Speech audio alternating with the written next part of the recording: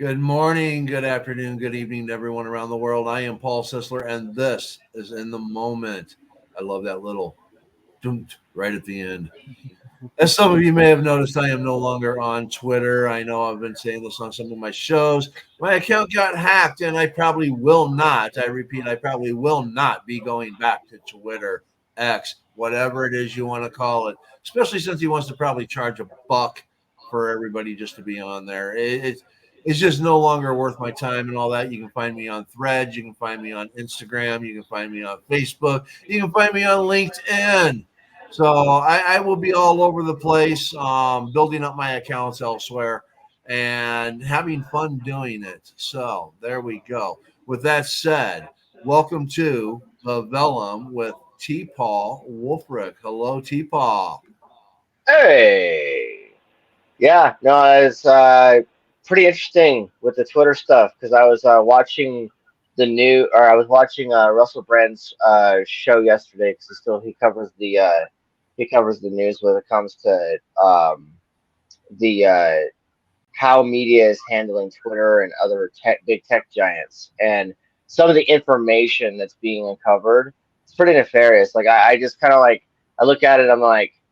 You know, I wonder if the people that hacked you are exposing some stuff. It's interesting, but yeah, no. This episode's going to be called "Lifted from Perdition," and I know Paul, you got to share that definition about it. But because we're Yes, not talking about what happens after you right. die, we're talking about what happens when you're still alive. Right. The definition And of perdition is a state of eternal punishment and damnation into which a sinful and unpenitent person passes after death. And a lot of us live in perdition right here on earth. And that's what we're talking about, lifting ourselves up from this hell on earth that we live in. yep, no, that's exactly what I'm talking about. A lot of time because we've been talking about mental health now for quite a few episodes, and I'm sure some of you are going, "Oh, this is amazing," and then there's a few of you out there who are like, "Shut the hell up." Basically, what we're talking about is the act of using fiction to transcend past our past and our mistakes being made. There are characters who make us who we are through different stages of our lives, which are elements, shades of our own inner awakening and heroes, even anti-heroes, villains, people have multiple facets and shades of darkness and light. And often as children and teens, even adults. I mean, you look at all the fiction you consume, look at every story you ever like that's fictional or made up, and even if you're one of those people like reality TV, this still comes from that. Like this still comes from parts of us that we like to try and hide, or we like to try and run away from even ourselves. And part of perdition is being stuck, being mentally dragged down from everything you deal with from day to day. Like even something as simple as that damn washer won't do what it's supposed to do, or something as simple as whether or not the kids are doing what they're supposed to do, and suddenly you're questioning yourself as a parent, or something else is going on. It's the idea of being trapped mentally. And I know that you guys will probably listen to some of the other podcasts that talk about spirituality, symbiosis, things like that. And this is kind of like, it's vital to the conversation because of the fact that our heroes often end up as various shades of fiction and less so real people, but stem from real people. Like one of the things that my brother always likes to talk about is because like also they're gonna be like, oh well, these people they're fake, they're make believe. Some of the best people I ever look up to are not even real. And he's like, no, that's not true. They stem from real people. They come from real people. Like there's somebody that Tolkien knew, or there's somebody that one of the other creators that you like knew, or that someone that George Lucas knew that it came from. And so yes, it would come from real people. And so what I'm talking about is the act of writing helps with mental health. It helps with like there's exercising at the gym and then there's writing. I happen to do both. So it's a way of having the therapeutic process, if you will. And what are some of your thoughts on perdition there, Paul, since you've had to deal with it yourself? Well, everybody goes through something. I mean, you have the everyday, stuff that we deal with. A lot of it, due to poverty. People live paycheck to paycheck. And you know, um, you get a flat tire or something like that. It's like, how am I gonna, get the tire fixed? So you got the everyday things, but then you got the life's traumatizing things. Like in childhood, I was bullied. And the thing of it is that everybody, especially in your youth, your imagination. It's like when I was being bullied, I used to imagine myself being able to fly, having super strength, having all these different things, and I would defeat the bullies. So, in that imagination, that was my escape, trying to defeat them with, all these superhuman qualities. Well, when you start looking at like superheroes, you look at the heroes of stories, the villains, the anti hero. When you're looking at all these characters, they all stem from people's personal lives in some way, shape, or form. That imagination allows you to, from the lived experiences, allows you to create things. A lot of the things from my childhood into my adulthood, I at one time had an issue with drugs. Um, all of this stuff goes into my stories. Part of me is in all of my stories. So that's how I escape from perdition is I now put it on paper. Right. Other people, again, they may go to the gym and work out. They may, take up music. They may take up something else. But everything that everybody goes through, this perdition of life that everybody is in some way, shape, or form, even rich people, have to deal with stuff, that other people wouldn't understand because, again, it's like, well, they're rich. What kind of problems could they have and all that? Bad relationships, people only wanting them for their money, people not liking them because they're not either attractive enough, and the money is what is the attraction. So, I mean, there's things that people deal with, in many different ways, many different forms. And when we escape that perdition, we do that, us as writers, we do that on paper where everyone else has got an outlet somewhere else. Unfortunately, sometimes those outlets aren't good. They result in drinking, smoking, doing drugs, lifestyles that just aren't healthy. So there we go. Yeah. Yeah, and gym helps with the lifestyle too, like it does. Even if you do it in minor amounts, like let's say you just do cardio for like half the time you're there, and then you lift some weights for a good 20 minutes, just to kind of build up that stamina, build up that thing. It's kind of like with writing, like when you because when someone says that I have writer's block, it's what they're saying is they have a blockage somewhere, like whether it's a spiritual block, emotional block, something's going on in their life, whether that they're not doing a certain thing in their life, sorry, fly, or whether or not something else is going on, and so the act of writing is also a muscle. We got to talk about gym and stuff, and so the that last thing someone will think is, oh, you're thinking about the hoorah guys who gym rats, and I'm like, no, I'm not talking about myself. Just kidding. No, I'm talking about like the idea of being able to write 400 words one day, and then struggling with 80 the next, and then all of a sudden out of nowhere you're pumping out like 3,000, but it's not a consistent thing. Then you go right back to the 500 or the 300. That's still okay because it's still a workout in your head. It's still a workout with your fingers. It's still a workout with, you being able to use the creative guru that's in your mind that's trying to work through the garbage, work through the stuff that you're stuck in. And that's part of what the perdition is. It's part of what the mental health is. And I was bullied too in high school and middle school, like different areas, different, little areas of, my life. I've had to deal with that too. So it's like, I think a lot of people have. And so this is kind of meant to talk about, characters like Luke Skywalker, Harry Potter, Frodo, whatever your ideal version of that is. That's mine. So when I was like 5, 6 years old, it was Luke Skywalker.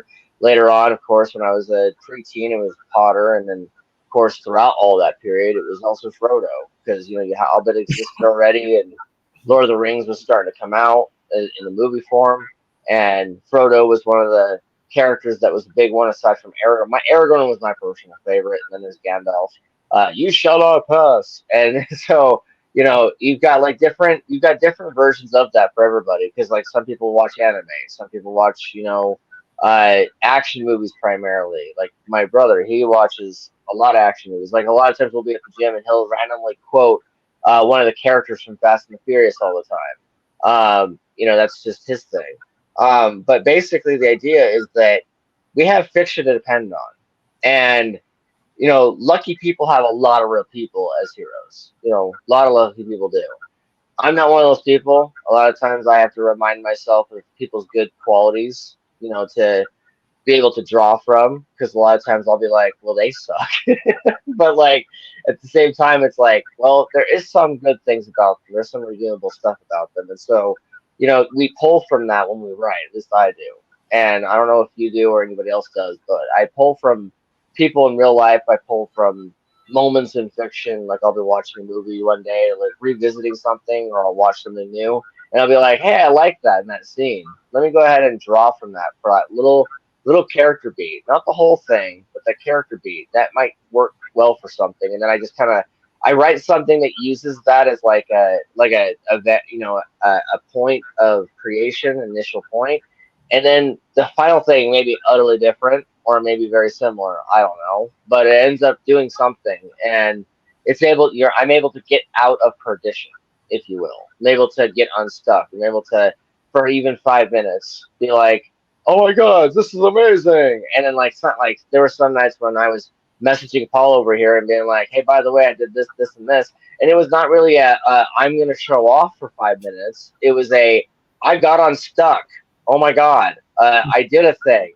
Hey, this is amazing. And then when like Paul is sending me stuff, I'm like, woo woo, because whenever like that was part of what drew that's part of what Twitter did, right? It drew all of us together. It served as a mounting point for a bunch of people who are like-minded individuals to find each other into a tiny space that otherwise would never have existed. And that's why I was glad that we had Twitter. I was glad that before it became X, I was glad it existed, because like there were so many people on there that I've met over the last couple of years, Yes. that few years, that like I would not have become the writer I am currently right now without their influence. Like whether even if it was a small thing as us just talking about horror stuff, like when Daigle gets all in his zone talking about cannibals and other stuff, and then when like other people get in their zone talking about other stuff, like this is what I'm talking about. Perdition. It's the idea of community, the idea of our own inner strength, being able to find a way out of that, and using our tools, which are writing, knowledge, hopefully, and mental health, things like that to carry through. What are some of your thoughts on that one, Paul? Oh, I tell you, you mentioned heroes like good versus evil type stories, and I get more into like Breaking Bad, Walter Yeah, White. Okay, Walter. here's a guy dying of cancer and all that, and he decides, he's a science teacher, and he creates the best crystal meth out there. And he makes sure his family's taken care of. Even though he brings a lot of things down on him. You know, so to me, he's like my hero because he's someone that fights through life itself. It's when I start looking at the different things and all that, I look at the characters. Take like you remember the classic Oliver. Yeah. Okay, I mean, here he is. Can I have some more porridge, sir? I mean, he's living on the streets. He's got to become a thief. He tries to be a good kid. You know, these are the heroes to me. Growing up, of course, my father was my hero. He gave me all the real good cliche sayings that apply today. Even it's those types of things. And then when it comes to for me, I've lived through a lot of things, and it wasn't until you brought up Twitter and X. I met a lot of people on there. A shout out to Torch the Poet. Uh, he got me back into my poetry. My wife passed away. He's the one that told me to start putting it on paper. I had already written a nonfiction book, and that brought me into the political aspect. And then I heard Jay Magnavy, JC Colts, uh, reading in a space, and I was just like, oh my god! I mean, this guy is just like they have the best story there is ever. And then I hear people like L.R. Evans, Luke. Oh my God, she's like the greatest critiquer. Um, and there's a whole bunch of others out there. You know, yourself, High Lord, Cornelia Blackmore. There's so many people out there that Daigle you mentioned that are phenomenal writers. And when I would hear them read, it got my juices flowing. And it's like, Mm-hmm. I can write fiction. I can do this. And I started out with a little segment that I called TJ. And I was expecting people to be, basically laughing at me as I, read it. And people were like, Paul, that's good. Oh, seriously, Paul, that's good. Oh my God, and there is personal experience that goes into that. In one of the first chapters, TJ gets brutally beaten by his father. Now, Yeah. I wasn't abused as a child, okay, by my father or my mother, physically. And I had a neighbor friend that was. And I witnessed a very similar beating to what I wrote in that book. And it traumatized me as a kid, seeing someone just thrown around like that, a child by an adult. That was traumatizing. Now I get to tell that story in my book. And then Yep. my wife, when she passed away, um, in her death, there was this raspy breathing. I mean, she's already gone, but there's still this automatic reflex that happens with the body where there's like this Death raspy rattle. breathing going on. What would you say? What's it called? Death rattle. My mom No, was doing the same yes, shit before she died. yes, Yeah. yes. And um, I put that also into my book. When somebody was dead and that raspy in their voice, that's also in TJ, you know. So these traumatizing experiences, I put that now into my writing, you know. So I forget who it was. Somebody commented and all that, and it's just like, oh my God, but that, that that's what happened to your wife. And I go, yes, and it bothers me that sound, that the look in her eyes, everything that is just one of the most horrific memories that I have because somebody I Yep. love passed away. I utilize that in my story because other people are going to know what that is. That's it's going to resonate, you know. Mm-hmm. So that gives it that realism. You know, that's what brings people into a character is that realism that I can associate with that. That's what makes Mm-hmm. stories like Breaking Bad so goddamn good. People know what it's like to go through medical health experiences and wondering what the hell they're going to do. And I guarantee you, I did it. It's like, God, I wish I had that science degree. Jesus Christ. I would make a fortune selling freaking drugs, because you want to overcome what it is that you're going through, and that's what draws you in. And then us as writers, we want people to connect with that, so we put it in our writing. This is why we watch all these damn shows and we get glued into them, even a bad show. I'll sit there and I will watch something that is absolutely horrible because the idea of the story is awesome. Yep. You know?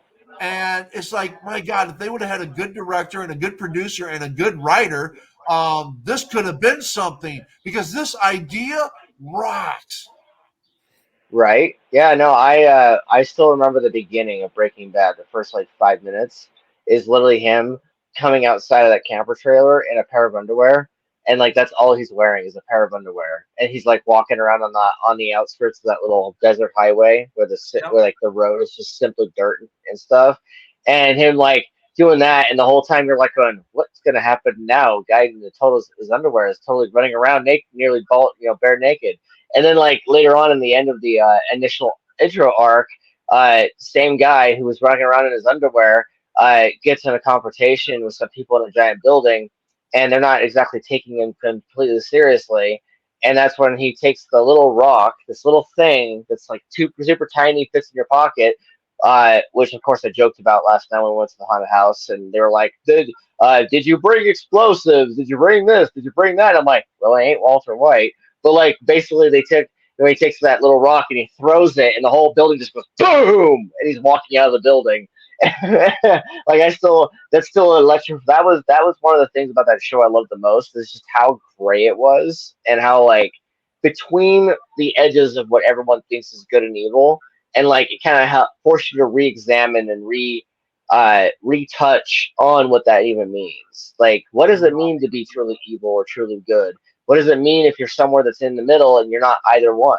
Like, you're just simply a person trying to survive, and you're literally dying, or waiting. Like every day of this series could be your last, and somehow you last as long as you do. But you're in the meantime, you're trying to support your family, you're trying to support your medical expenses, you're trying to not die, and this is happening. Like as you pointed out, like we've got Jay who writes very complex characters. We got Cornelia who wrote that one chapter where she's like the character's watching her mom be brutalized by soldiers, and yet that was one of the scenes that sticks out the most in my head, aside from the flirting and stuff between the main character and the love interest. To their relationship reminds me of Cirque du Freaks, Larton Crepsley and Darren, but the difference is that Darren and Larton are not lovers. They're practically father and son, whereas Cornelia's characters are, two people who are practically, enemies to lovers. But like that's the thing, is that's what makes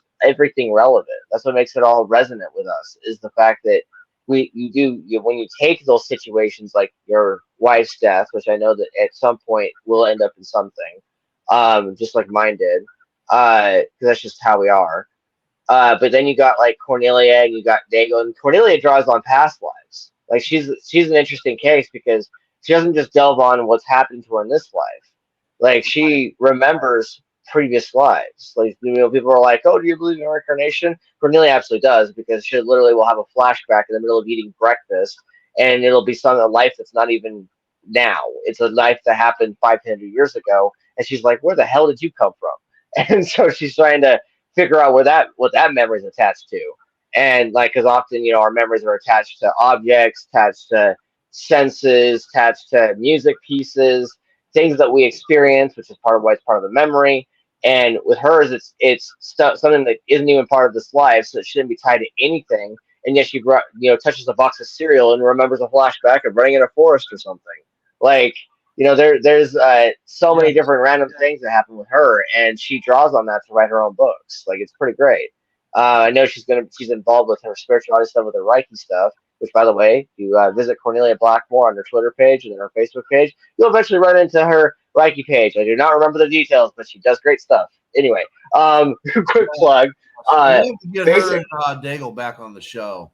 I know, right? I have never even done it with Daigle. That's the thing. Like, I invited him like months ago, and he was busy with stuff. Life is happening, so we'll find out. We'll find out and see where it goes. But well, we did an episode of Daigle. I didn't. So if you did, I didn't. Okay. Well, I've had Daigle on a few times and all that. Maybe it was with Luke. I think I've had him on with. Anyways, we definitely got to get them all back on and all that. especially since I'm not on Twitter anymore and all that, and I don't get to go into spaces and listen to them. So I'm going to have to get them on here so I can see them and talk to them and show my love and appreciation. So, anyways. Oh yeah. Yeah. Yeah, no, I love that about writing though. I love that about storytelling in general. Like no matter whether the story is in a song, a poem, as you do so well. Whether it's in your newest book that you're going to be releasing sometime soon in the near future, which by the way, I think is awesome. And I loved when you went into the Twitter spaces and decided to do a narration of it because there was voices you were doing that I was like, is that still Paul? So, Oh, it, it's it's not Paul. Who do you think this is? yeah, no, I loved it. Like it was great. And so, when it comes to storytelling in general, it's always amazing what happens when you're able to pull off stuff that's iconic or the stuff that could be iconic one day, and how it all roots from being messed up. Yes, absolutely. And I'll have to sit Like, back and have some more Blanton's, green label, yes. pecans, and I will have to surmise what it is I'm going to talk about in our next episode. Yes. So, anyways, yes, we are screwy. We are writers. We have lost our marbles. We are, what's his name from Peter Pan that lost his marbles. Anyways, we still haven't found our marbles. We're still looking, and eventually one day we will probably find them. Hopefully, maybe, who knows? Who cares? I don't really play with marbles, anyways. So, but yes, yes. Us as writers, we may have a few real life heroes, but in essence, most of our heroes do come from fiction. Yes.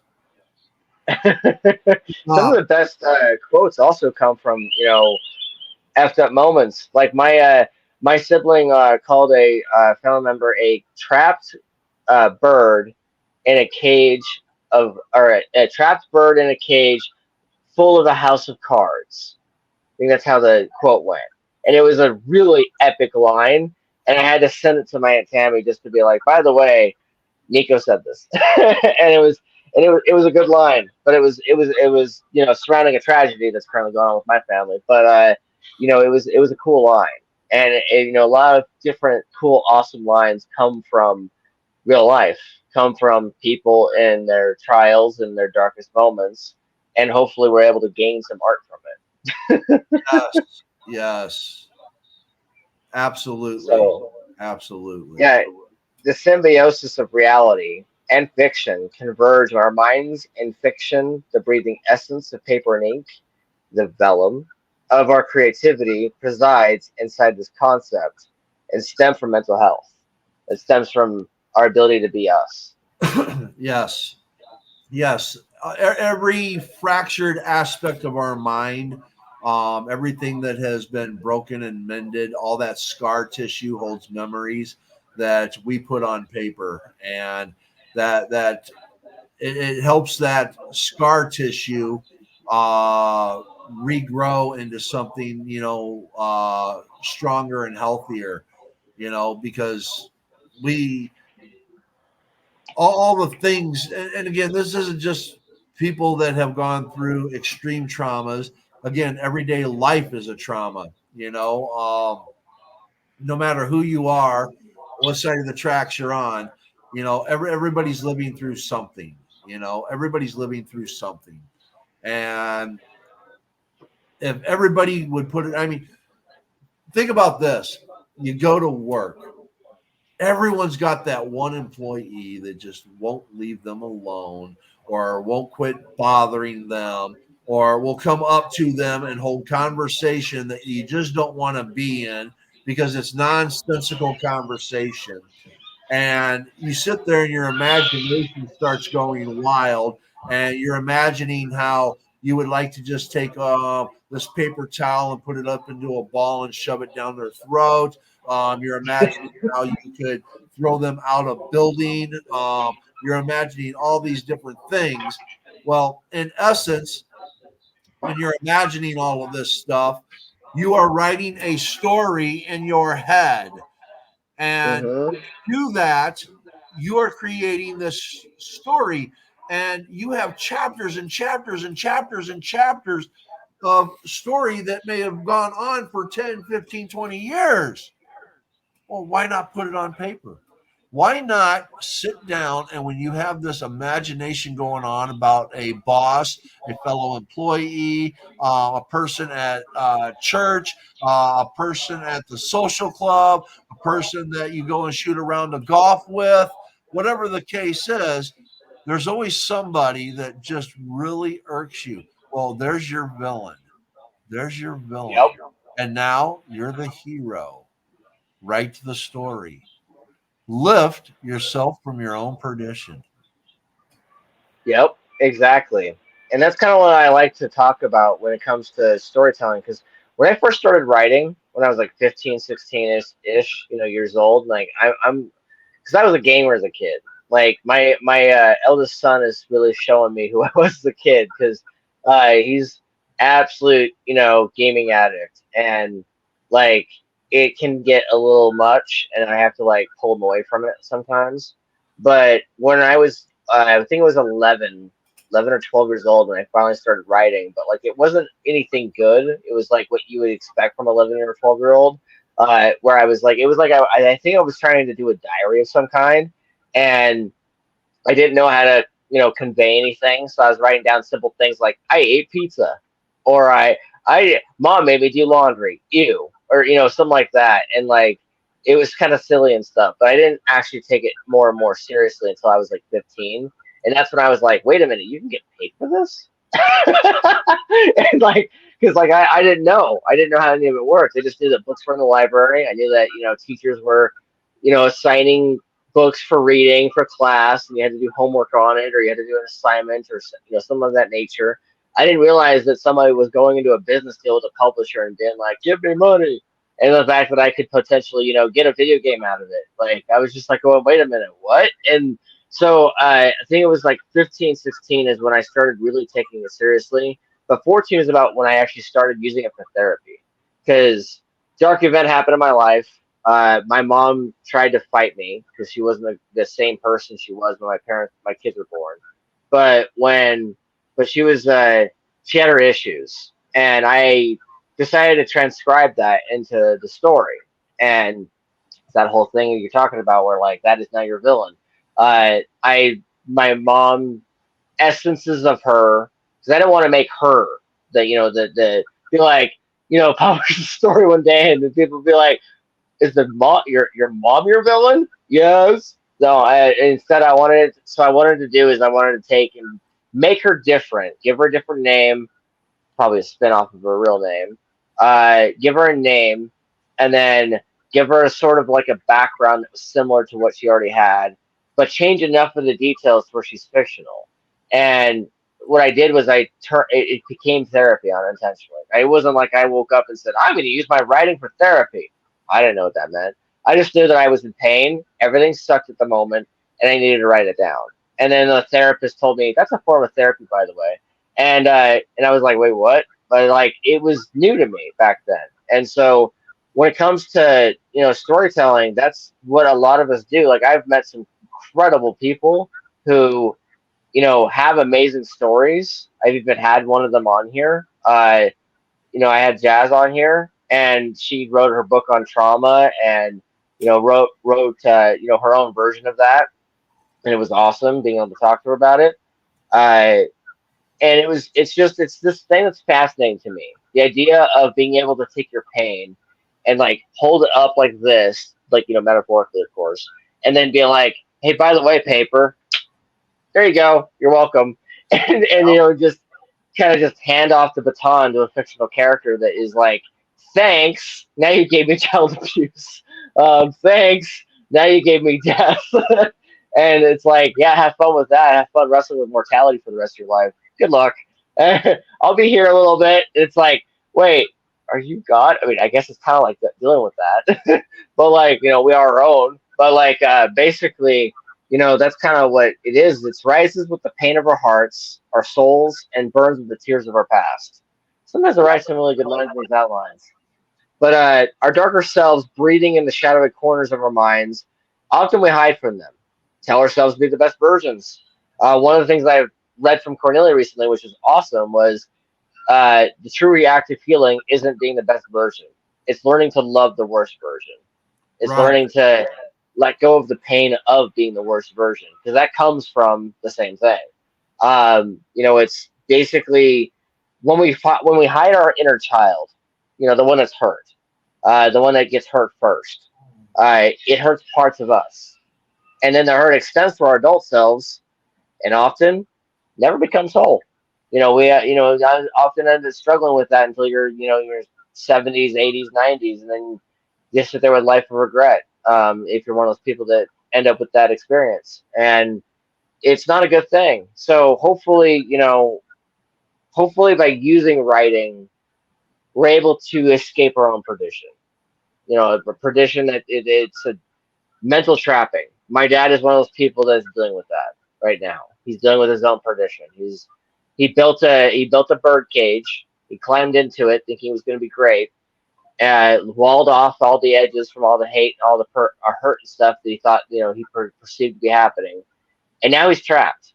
Now it's going to take an escape crew to help him out, or it's going to take him being able to weave around the demons of his past and weave around his own hurt to get through it, and then he won't be a trapped bird anymore. But right now he's kind of a trapped bird, and me and my sibling were talking about it a lot, and of course the siblings beyond angry. I've been doing my own work. Paul, you've helped with that a little bit, quite a bit actually. I quote you a lot, and it's one of those things that as people and writers, it's not just playing make believe. It's not just us being like, let's pull out our action figures, like what they do with any of the Avengers movies or DC or whatever movie you create that's adapted from something. It's also being like, this hurts. I need to do something with it. Oh wait, that's right. I do write for a hobby. Let's put it there. And, and like trying to, find a way to get through it. And you got some awesome stories yourself about how you do that. So I enjoy hearing those, and it often reflects back at me and makes me think, oh wait, that's right, Teapot does that too. Just not always self-aware of that, because it's kind of the thing. But basically, what I'm trying to say is that the perdition we stick ourselves into needs to change. We need to work on healing our inner child. We need to work on healing those parts of us that we either are ashamed of or that we want to try and hide from because it hurts and it sucks. And it's just loads of suck. And it's this the grieving 500-pound bear that sits in your chest and doesn't want to get off. We need to find a way to get through that. And hopefully writing is one of those ways. What are your thoughts on that one, Paul? Oh, writing gives you understanding as well as reading. Yeah. I as I get older and the things that I've gone through probably in the last few years, I think back on a lot of things. Where did I go wrong? How could I have done things better? How can I apply that now? Because obviously you can't change the past. You can't go back and fix where you effed up. Okay, because wherever it is that you effed up, that's done. All right. Mm-hmm. So instead of going back and dwelling over it, I go back and I try to understand it. What was I thinking then? Why was I thinking in that way? What led me to that belief system? And now when I get these thoughts and I reminisce over, past lives of this life, because we change every day. We become somebody new. So we live a million lives in this one life. I can remember when I was isolating, um, when I was a youth and in elementary school. A book that I connected with was called The Gizmo. Okay. It was, about finding this little thing and all that had these um, powers and all that. And it was from outer space, and it was a connection, it was getting lost in your own world. And that's where I was. in my youth. In junior high school, April Morning by I think it's Howard Fast. I think it's the story of the Minutemen, the militias, and how we fought the Redcoats. You know, Yeah. that is a wonderful piece of writing. And I started getting lost in that, and that's where I took up reading. I started reading a lot. I have read a lot of books. I have read The Hobbit. I've read The Lord of the Rings. I have, my God, just Catcher in the Rye, the book you're not supposed to read. Communist Manifesto, Mark Aurelius.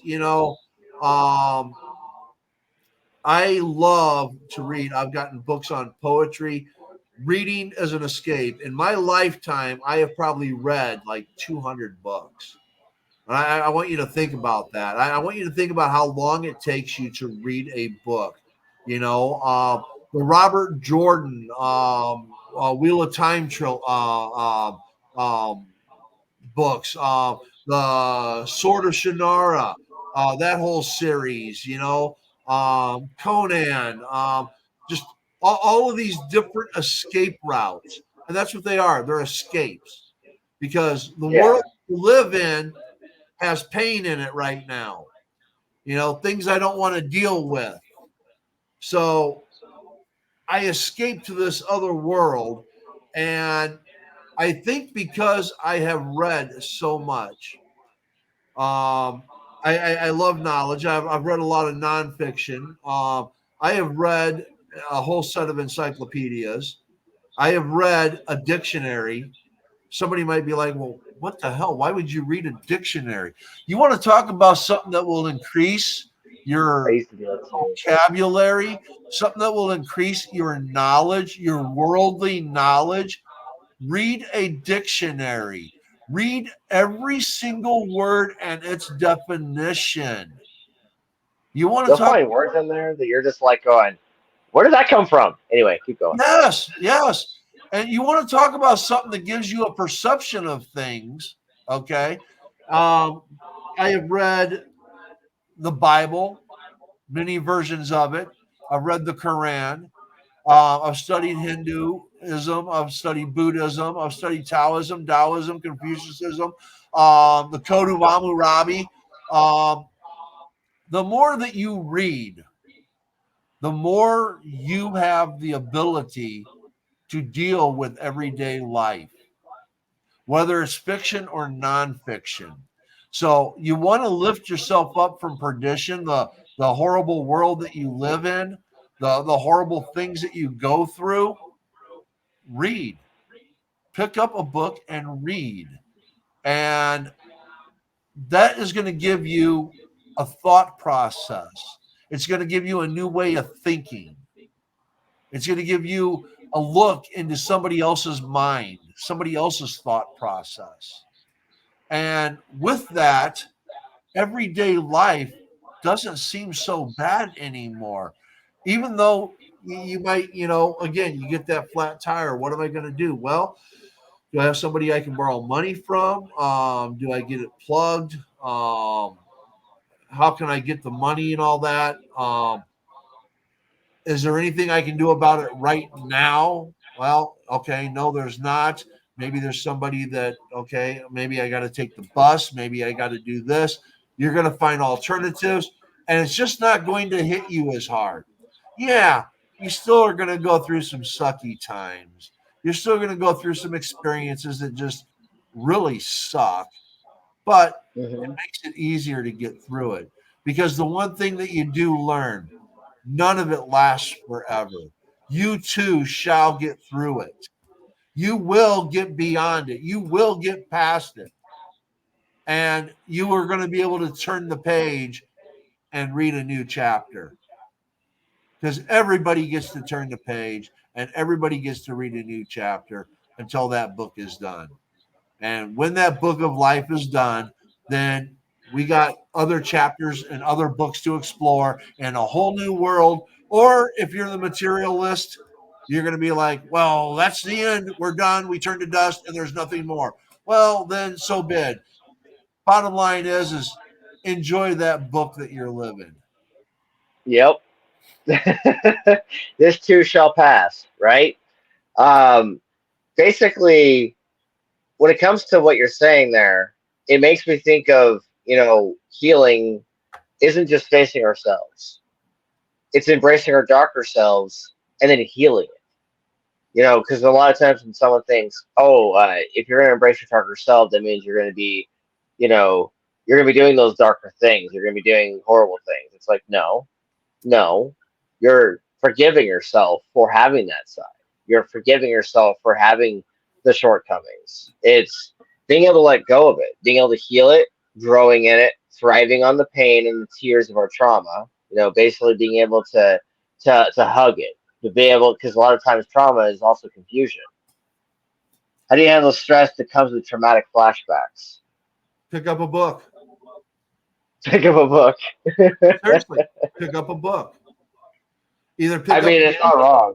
Either pick up a new book and start a whole new adventure in your mind to take you away with that trauma, okay? Or pick up a book you know. For me, it's Meditations with Marcus Aurelius, okay? When I have troubles dealing with something and I need solutions, I just pick up Marcus Aurelius. And I don't read it from the beginning. What I do is, and it's back there, but what I do is I do like this, bam, and that's where I start reading. You just randomly open it to it's like a random Calrissian moment where it's like random Yep. part of the book. Yep, boom. And that's going to make me think about all the other parts before that and what's coming. And it puts me somewhere else. It takes me away from whatever mindset I've been put in from that traumatic flashback. And trust me, I get that a lot. I brought up the vision of my wife passing away. When she had that death rattle, I called 911 because she was non-responsive. I did not know what was going on. Literally, I knew she was gone. I knew it, and I called 911. They told me to get her on the floor. So my stepson came in and helped me get her down on the floor, and I had to do chest compressions. And I did chest compressions on my dead wife for like 20 minutes until paramedics showed up. And then they did it for another hour as I sat there and bawled. And I've been reliving that a lot. And it's very, very hard. And when it happens, I come out and I just grab a book and I start reading, because once I go into that and I start crying, and I'm like, it's so hard. Now I'll be sitting there wiping the tears, reading, and for some reason it doesn't work. And then I start reading out loud. I start reading it out loud. And with that, I'm now changing the conversation in my head. And now I'm going into the book. And then eventually I start reading to myself again, because now I'm into what I'm reading. So that's how I deal with it. And the reason why it's starting to come up is because, again, she died in January of 2022. And the hardest, she got her news in October that she only had, 3 months to a year left to live.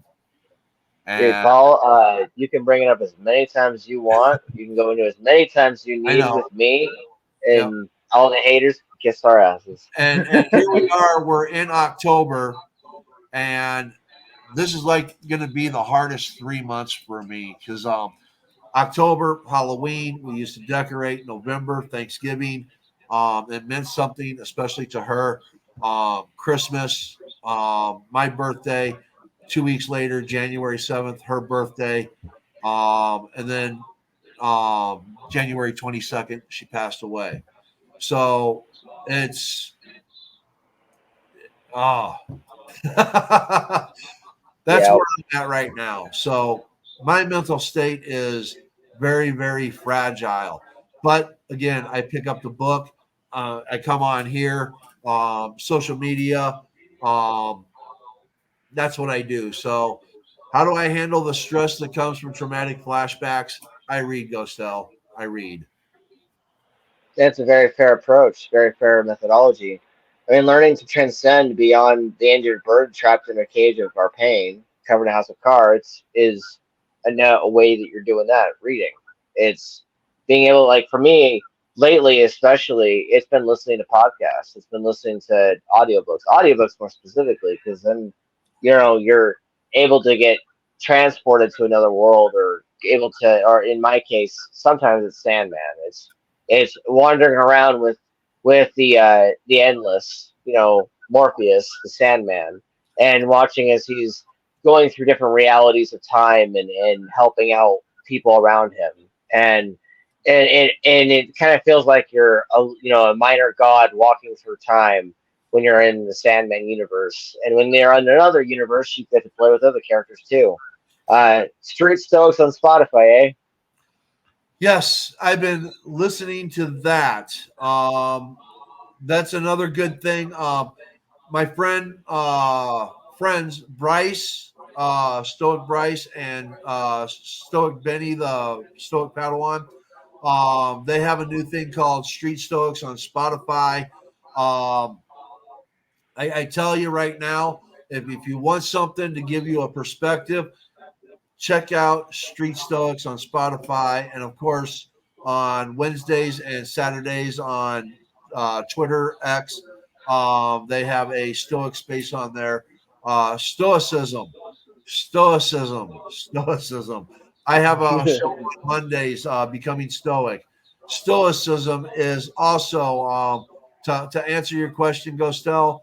Um, that's another thing is the studies of stoicism. It helps you gain control of your emotional state and put your mind in, allows you to control where you put your mind. So I would advise stoicism. Yeah, it's something that me, Teapot, has been doing myself, is learning the art of managing the emotions, especially when you have in real life 1,000 things going on at once. Emotions are flaring. I'm very empathetic as an individual. One of the questions I'd ask Paul and many of his co-hosts on the Stoicism podcast was can you be empathetic and be stoic? And you were like, yes, you can be extremely empathetic and stoic at the same time. It's being able to pull back and being able to know when to reel it in, and be able to manage it and compartmentalize it. It's kind of like using vellum to truly learn to heal and carve forwards. It's souls bright. Our souls are bright beacons in the tunnels of our inner third eye that often remains shut to the universe. And Stoicism helps with that, believe it or not. It helps with being able to manage it, being able to take all the extreme highs and lows, and be able to kind of like drag the levels back to the center, to where everything is more of an even place, and you're not like losing your mind if the gas prices are too high, or you're not like about ready to go when you're in traffic and stuck and someone just cut you off. And it's being able to manage the flares, because everyone's got flares, everyone's got triggers, certain words, certain tone inflections, whether if someone is extremely aggressive but they're not intending to be, there's just a way to communicate that can be considered a trigger. You know, one of the ways that I previously experienced this recently is audio narration. When I was reading out parts of my book at 1, 2, 3 in the morning, I learned that there are parts of myself in that story that I didn't know existed, because it was all subconscious. It's all up here. And the act of transcribing it through voice narration has helped me see through shades of my own vellum. I've One of the things that I've enjoyed most about this podcast is realizing that we are vellum. Like we are. You know, We are the the act. Yes, exactly. And we are the parchment. Our very blood is the ink, and our flesh is the white. It's the paper, and that doesn't matter about skin color either. Pigmentation, like no matter what skin color you are, whether you're blue, whether you're brown, whether you're shades of black, whether you're it doesn't matter. It's still vellum. It's still your skin is often a story for somebody else, like especially if like you're a massage therapist or you're somebody that pays attention to skin, like scars and things like that, and that like matters to your job profession, or if you're just somebody that is fascinated by that type of thing, someone's scars, physical scars, will tell a story, and that's part of vellum, like the etching of the paper. Whenever you're reading a book and you're getting through like the middle, and you're like, why is that page that way? And it's like, well, there's a story behind that too, on how they got it printed, or how it was formed. And black and white third dimensional evoking of bleeding and symbiotic convergence is part of this. It's being able to link the parts of your mind, parts of your soul, and your emotions, and then get it all to converge, get it all to synchronize, and be able to become the real you, become whatever that means. Recently in real life, um, I'm considering changing my first legal name, because the fact that it just doesn't feel like me anymore. It feels like that's a person from another life, and it's fine. It's just a thing that happens. And I told Paul one day, I was like, now I'm starting to understand that identity conversation a bit more. Like it just is. Like you start to believe, you start to realize some things about that conversation that are far more poignant and vital, especially when you become in it. Because before I was a passenger, I was watching it happen around me. I was watching, the numbers of people that were going through those changes exponentially increase, go up. But at the same time, I was watching it, not experiencing it. It was all second or third hand. Now I'm like going, so that's what that's like. Like, right. when someone says the wrong name, or when someone is doing a thing to that whole thing, you're just like, that's what that feels like. Well, Okay, then. exactly. And I know there's going to be people that are just going to give you a hard time about this, and it's like your parents gave you that name. You should cherish it. Well, yeah, my parents gave me my name. I can like it. I can dislike it. Okay. I didn't get to choose it. It was something that was put upon me. Just like I didn't choose to be here. That was put upon me, not my choice. I didn't get to choose where I got to live. I didn't get to choose what kind of money that my family would have, what kind of jobs they would have. I didn't get to choose the education I would get. I didn't get to choose my skin color. I didn't get to choose my religion. I didn't get to do any of that when I came into this world. All of that was put upon me. And as I was growing up, whatever the beliefs of my parents were, is what was put upon me. From there, I got to take in the world. And then I get to decide if I want to change. And if I want to change how I look, because my parents, they wanted me to wear what I'm wearing right now, basically. There was a phase where I wore long hair. I refused to cut my hair. Why? Because my parents wanted me to have short, professional looking hair. And I said, I'm not having that. I'm going to do what I want. It's my hair. You know, Yep. the clothes that I wore, they wanted me to wear these clothes.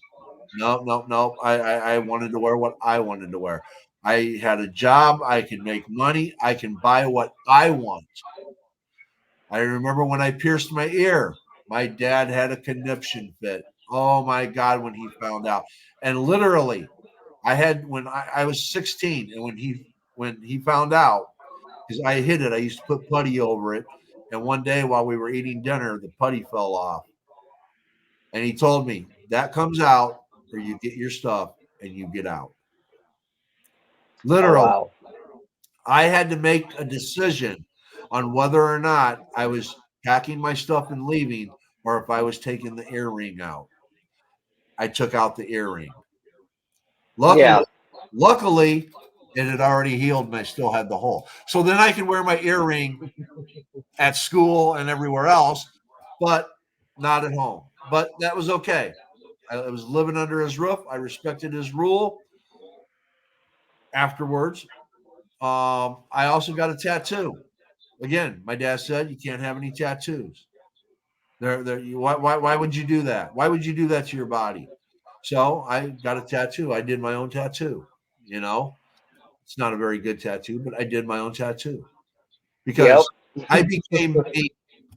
So you see, when we're born, we're not us. We are our parents. We are the influencers that are around us. And when we start exploring the world, we start finding who we are. And it never stops. It never stops. We are always exploring who we are every day. Even now, I'm exploring who I am. And if tomorrow I decide that I want to change my name because I don't like it anymore, then I'll change my goddamn name because it's my name to change. Yep. So, T-Paul, Peter, you want to change your name? Change it. You have my support, though you do not need it because it is yours to do with it what you want. Appreciate you there, Paul. Yeah, no, I've the last couple weeks I've been whenever I'm at my job, day job, uh, I've been using that name instead, and luckily the coworkers have been quite supportive of that, and it's kind of an interesting difference from like uh, my dad's side of the family, for instance. Like they like some of them are like, okay, I guess he's doing that now. The other ones are just kind of like, why would he do that? And it's a thing, but like I'm just kind of doing it myself and being like, well, you either guys make the adjustment or one of these days when you guys call me by the name you guys have known me by for a long time, I don't answer. Don't be surprised. Because no reason for it to become vexation of any kind, but also I'm not going to create vexation if there is any. Not my problem. Yep. Like I said, I appreciate that, Paul, and I go awesome stuff because I like it when I can run into people who are appreciating it or people that are respecting it, that sort of thing. Um, there was never really the fear of somebody not accepting it because it's not like I'm asking permission. I'm just sort of being like, hey, by the way, this is happening now. But like people, they often think that though too. They often think, oh, this person's telling me this thing, they must want my permission. And it's like, no, it was kind of more of a courtesy call of like, hey, this is what's happening now. Hopefully you accept it. If not, well, that's it's going to happen anyway. But E- yeah, no, I go ahead. Exactly. And you know, everyone goes through things, and a lot of people, again, they might and they might give you some pushback. Just remind them. Do you know who the Duke is? John Wayne. Yeah. He was born Marion Robert Morrison. Hmm. Marion Robert Morrison.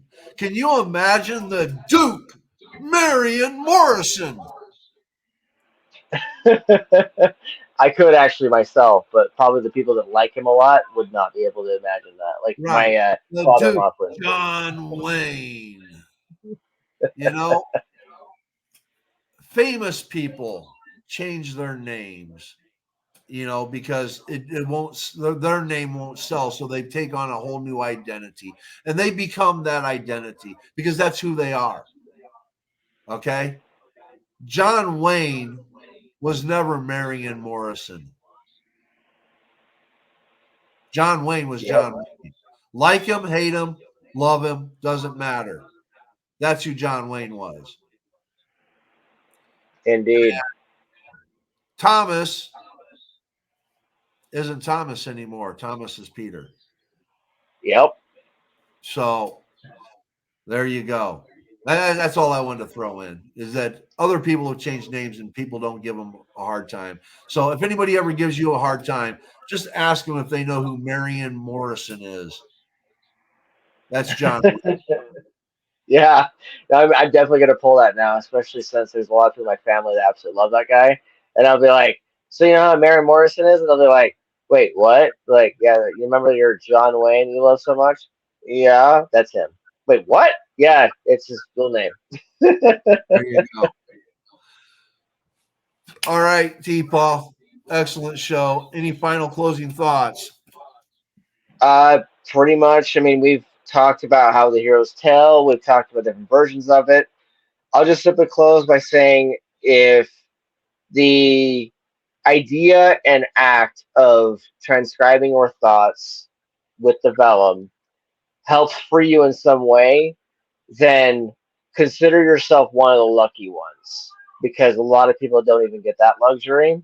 So embrace life every day, make hopefully good decisions, and try to have a better day. Exactly. Exactly. Well said. Well said. All right, Back to everybody. Mexico City. All right. Real quick and all that, I just want to let people know and all that, if you have mental distress or anything like that, and you need to reach out, Suicide and Crisis Lifeline, dial 988 or call 1-800-273-TALK. You get somebody there that you can talk to help you and help you get through whatever difficult times that you're going through. I know a lot of people that have used this line. I myself have called. You get people that can give you hope, and that's the one thing that we all need, is a little more hope. And when you have those dark thoughts coming in, it's best to connect with somebody and start talking. You know. With that, remember, be happy, be kind, and may good things come your way. Thank you. Well, Meow.